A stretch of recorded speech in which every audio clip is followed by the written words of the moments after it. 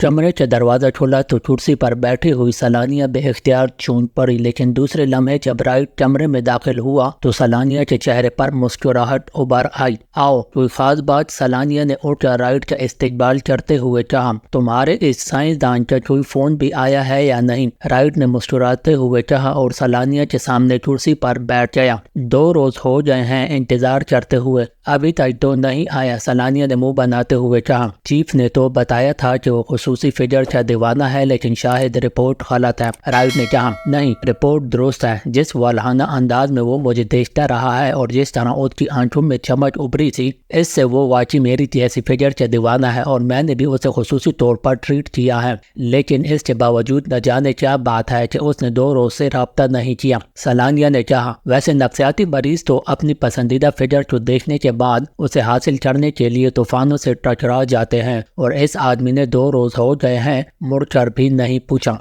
Right ने कहा, तुम्हारी बात दुरुस्त है, लेकिन ये शख्स हद दर्जा मोहतात आदमी है और ये भी हो सकता है कि वो हमारी निगरानी करा रहा हो ताकि अपनी पूरी तसल्ली कर सके। सलानिया ने कहा, नहीं, मैंने खास तौर पर इसका ख्याल रखा है, लेकिन ऐसा नहीं है। राइट ने जवाब दिया, फिर तो आइंदा इतवार का इंतजार करना पड़ेगा। सलानिया ने एक तवील सांस लेते हुए कहा, लेकिन अब ऐसा मुमकिन नहीं रहा। राइट ने कहा तो सलानिया बेइख्तियार चौंक पड़ी। क्या मुमकिन नहीं रहा? क्या मतलब? सलानिया ने हैरत भरे लहजे में कहा। ग्रीन पर्ल में हमने अपना काम मुकम्मल कर लिया है। अब इस सिलसिले में मजीद इंतजार नहीं किया जा सकता, क्योंकि किसी भी वजह कोई गड़बड़ हो सकती है। इसलिए अब मिशन जल्द अज जल्द मुकम्मल करना है। राइट ने जवाब दिया, इतनी जल्दी कैसे ये अहम काम मुकम्मल हो गया? कोई गड़बड़ तो नहीं? सलानिया ने तशवीश भरे लहजे में कहा, नहीं, कोई गड़बड़ नहीं है, मैंने हर तरह चेक कर लिया है। राइट ने बड़े बाएतमाद लहजे में कहा, फिर भी मुझे बताओ तो सही, इतनी जल्दी ये सब कैसे हो गया? सलानिया ने कहा, हाँ, तुम्हें बताने में कोई हर्ज नहीं है, तुम हमारी साथी हो। मैंने ग्रीन पर्ल का जायजा लेने के बाद चीफ को फोन करके बताया, यहाँ किसी मकामी लेकिन बाअख्तियार आदमी को साथ मिलाए बगैर मिशन किसी सूरत मुकम्मल नहीं हो सकता, और अगर हमने अपने तौर पर इसके लिए कोशिश की तो तवील अरसा लग जाएगा। इसलिए यहाँ अगर कोई ऐसा बाएतमाद आदमी है जो इस सिलसिले में काम कर सके तो हमें आगाह किया जाए। जिस पर चीफ ने बताया कि एक आदमी रोमानिया में मौजूद है जिसके यहाँ ग्रीन पर्ल के एक नेवी अफसर से ताल्लुकात हैं, वो इसे यहाँ भेज रहे हैं। वो ऐसे आदमी का फौरी इंतजाम करा देगा। जिस पर मुतमईन हो गया, लेकिन फिर चीफ का फोन आया कि इस आदमी को रोमानिया के सरकारी एजेंटों ने एक और केस के सिलसिले में रोमानिया एयरपोर्ट से उस वक्त गिरफ्तार कर लिया जब वो पाकि से जाने वाली फ्लाइट पर सवार होने ही वाला था। इसलिए अब ऐसा है कि मैं यहाँ के एक मकामी क्लब कराचाज में सुबह के वक्त जाकर काउंटर पर मौजूद आदमी से विक्टर का नाम लूंगा तो वो आदमी इस सिलसिले में मेरी मदद करेगा। चुनाचा मैंने ऐसा ही किया। इस आदमी ने मुझे क्लब की लॉबी में बिठा दिया और इंतजार करने के लिए कहा। फिर तकरीबन 1 घंटे बाद वो मेरे पास आया। उसका नाम जाहिद हमीद था। उसने मुझे बताया कि उसने क्लब से 1 हफ्ते की छुट्टी ले ली है और वो मुझे अपने भाई से मिलाने ले जाएगा जो नेवी का एक ऑफिसर है और ग्रीन पर्ल पर ड्यूटी दे रहा है। चुनाचा मैं जाहिद हमीद के साथ बंदरगाह पर मौजूद नेवी ऑफिसर कॉलोनी की एक कोठरी में गया। वहाँ इस जाहिद हमीद का बड़ा भाई मौजूद था। इससे बातचीत हुई और ये मालूम कर के मुझे बेहद इत्मीनान हुआ कि ग्रीन पर्ल पर स्पेशल वर्कशॉप में सिक्योरिटी इंचार्ज है। उसने भारी मुआवजा तलब किया। चुनाचा मैंने उसे गारंटेड चेक दे दिया। इससे मेरी तफसीली बात हुई। इसने मुझे बताया कि वो मुझे मेरे 2 साथियों समेत खामोशी से एक खुफिया रास्ते से लेबोरेटरी में पहुंचा देगा और हमने वहाँ जो काम भी करना है हम कर लेंगे। तो हम इस खुफिया रास्ते से वापस उसके पास पहुंच जाएंगे और वो हमें खामोशी से ग्रीन पर्ल से वापस दारुल हुकूमत भिजवा देगा। इससे तफसीली प्रोग्राम तय हो गया है। हमने कल रात 12 बजे ये काम मुकम्मल कर देना है, इसलिए मैंने कहा है कि अब मजीद वक़्त नहीं रहा। राइट ने पूरी तफसील से सारी बात बता दी। तुम्हारी बात दुरुस्त है, लेकिन अब इस डॉक्टर आजम का क्या किया जाए? तुम ही कोई मशवरा दो। इसकी मौत भी तो मिशन का एक हिस्सा है। अगर वो जिंदा रहा तो मिशन तो अधूरा रह जाएगा। सलानिया ने कहा, अब यही हो सकता है कि कल रात जबरदस्ती इसकी रिहाइशगाह में दाखिल होकर इसका खात्मा किया जाए। इसके सिवा और क्या हो सकता है? राइट ने कहा। और फिर इससे पहले कि सलानिया राइट की बात का जवाब देती,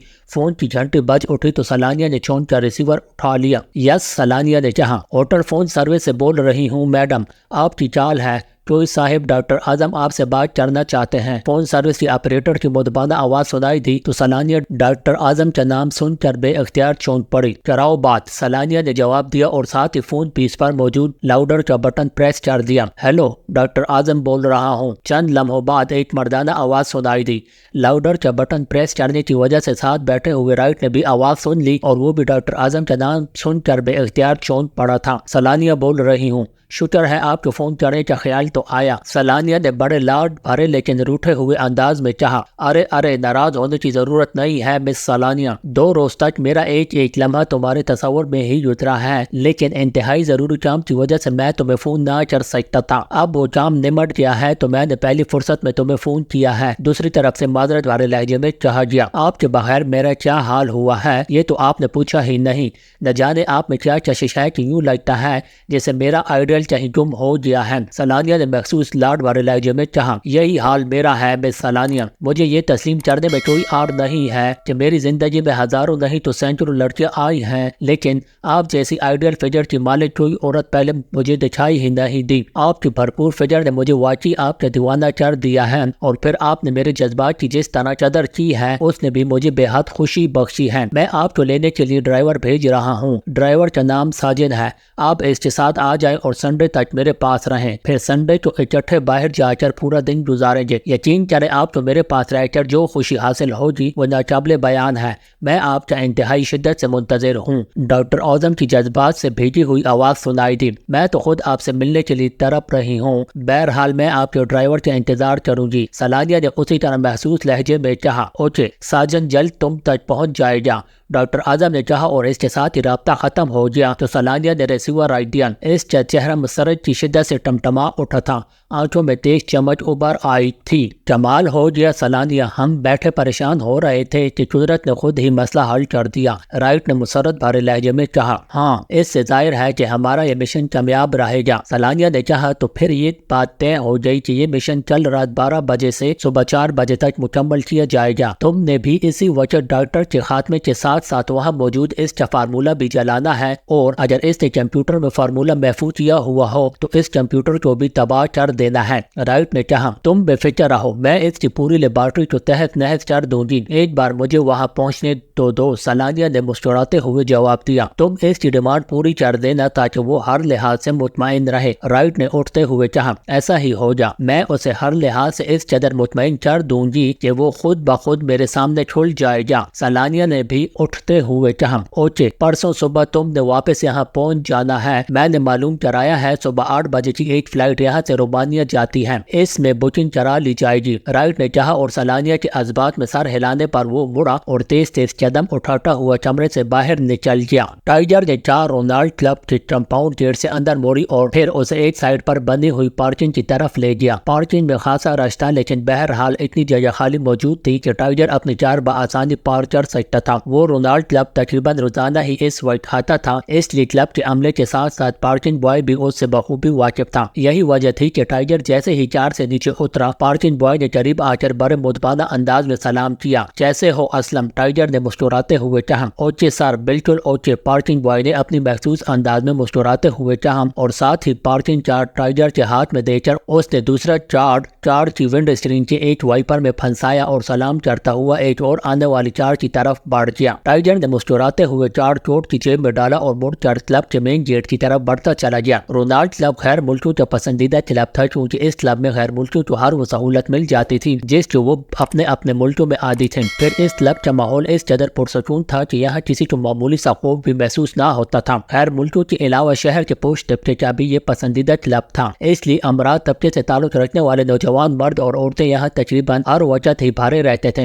رونالڈ کلب کا اسسٹنٹ مینیجر روبرٹ اطالوی تھا، لیکن اسے پاکیزہ آئے ہوئے اتنا طویل عرصہ گزر گیا تھا کہ اب روبرٹ صرف اپنے رنگ و روپ سے ہی اطالوی لگتا تھا، ورنہ وہ بڑی روانی سے اور ایسے اچھے لہجے میں مقامی زبانیں بول اور سمجھ لیتا تھا کہ کسی طرح بھی شک نہ ہو سکتا تھا کہ یہ شخص مقامی نہیں ہے بلکہ اطالوی ہے۔ روبرٹ نے کلب میں فرائض ادا کرنے کے ساتھ ساتھ اپنے طور پر انڈر ورلڈ کی خبریں حاصل کرنے کے لیے ایک منظم تنظیم بھی بنا رکھی تھی جس کا نام اس نے برڈز رکھا ہوا تھا۔ ٹائیگر سے اس کی خاصی گہری دوستی تھی اور ٹائیگر کو بھی اکثر اس سے اپنے مطلب کی قیمتی معلومات مل جاتی تھی، اس لیے ٹائیگر تقریباً روزانہ وقت نکال کر یہاں آتا اور روبرٹ سے مل کر واپس جایا کرتا تھا۔ البتہ آج ٹائیگر روبرٹ سے خصوصی طور پر ملنے آیا تھا، کیونکہ عمران نے اس کے ذمہ کام لگایا تھا کہ چاراچاس کلب میں کسی وکٹر نام کے آدمی کو تلاش کیا جائے، یا ایسا آدمی جس کا کوڈ نام وکٹر ہو، لیکن ٹائیگر کو ناکامی ہوئی تھی اور اس نے عمران کو ناکامی کی رپورٹ بھی دے دی تھی، لیکن اپنے طور پر وہ ابھی تک اس وکٹر کی کھوج میں لگا ہوا تھا۔ اس سلسلے میں اس نے خاصی بھاگ دوڑ بھی بھی کی تھی لیکن کوئی ٹھوس بات معلوم نہ ہو سکی تھی۔ مین گیٹ سے ہال میں داخل ہو کر وہ تیزی سے سائیڈ گیلری کی طرف بڑھ گیا جہاں روبرٹ کا آفس تھا۔ روبرٹ کے آفس کے باہر موجود دربان نے اسے سلام کیا اور آگے بڑھ کر دروازہ کھول دیا اور ٹائیگر آفس میں داخل ہوا۔ روبرٹ فون پر کسی سے بات کر رہا تھا، اس لیے اس نے ٹائیگر کی آمد پر صرف اسبات میں سر ہلایا اور ٹائیگر میز کی دوسری طرف موجود کرسیوں میں سے ایک کرسی پر بیٹھ گیا۔ خوش آمدید ٹائیگر، تم جب بھی آتے ہو مجھے بے حد مسرت ہوتی ہے، روبرٹ نے فون کا ریسیور رکھ کر مسکراتے ہوئے کہا۔ اور جب جاتا ہوں پھر کیا ہوتا ہے؟ ٹائیگر نے مسکراتے ہوئے کہا تو روبرٹ پہ اختیار چہچہ مار کر ہنس پڑا۔ پھر دوبارہ ملنے کی خواہش پیدا ہو جاتی ہے، روبرٹ نے خوبصورت جواب دیتے ہوئے کہا اور اس کے ایک جواب پر ٹائیگر بھی بے اختیار ہنس پڑا۔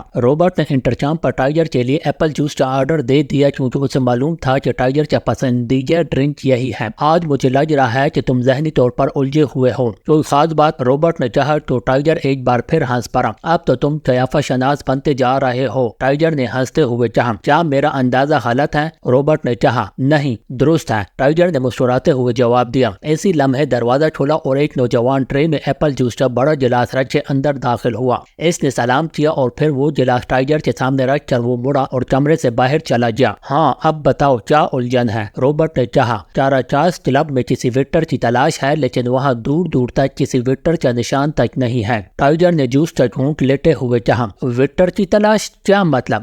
یہ تو عام سا نام ہے اور انڈر ورلڈ میں ہزاروں نہیں تو سینکڑوں ضرور ویٹر نام کے افراد ہوں گے، روبرٹ نے الجھے ہوئے لہجے میں کہا۔ رومانیہ سے ایک آدمی نے پاکیشیا پہنچ کر کاراچاس کلب میں پہنچنا تھا اور کاؤنٹر پر ویٹر کا نام لینا تھا اور پھر اس کے مطلوبہ آدمی تک اسے پہنچایا جاتا، لیکن وہ آدمی یہاں پہنچنے سے پہلے ہی ہلاک کر دیا گیا، ٹائیگر نے بتایا اور پھر اسے مزید تفصیل بھی بتا دی۔ اس آدمی نے کس وقت کاراچاس کلب پہنچنا تھا؟ کچھ دیر خاموش رہنے کے بعد روبرٹ نے کہا۔ یہ تو معلوم نہیں ہو سکتا، ٹائیگر نے جواب دیا۔ ظاہر ہے اسے کوئی محسوس وقت ہی دیا گیا ہوگا کیونکہ کلب کی استقبالیہ میں 3 شفٹوں میں کام ہوتا ہے، ہر شفٹ میں پہلے سے مختلف آدمی موجود ہوتے ہیں۔ اب ایسا تینوں کو تو نہیں بتایا جا سکتا، روبرٹ نے کہا۔ تمہاری بات درست ہے لیکن اب کیا کیا جائے؟ ٹائیگر نے کندھے اچھالتے ہوئے کہا۔ تم نے رومانیہ کا نام لیا ہے، تمہارے اس کام میں کوئی رومانیہ کی لڑکی تو ملوث نہیں ہے؟ روبرٹ نے چند لمحے خاموش رہنے کے بعد کہا۔ رومانیہ کی لڑکی کہاں سے اس معاملے میں داخل ہو گئی؟ میں نے تو صرف یہ کہا ہے کہ رومانیہ سے ایک آدمی نے کاراچاس کلب کے کاؤنٹر پر پہنچ کر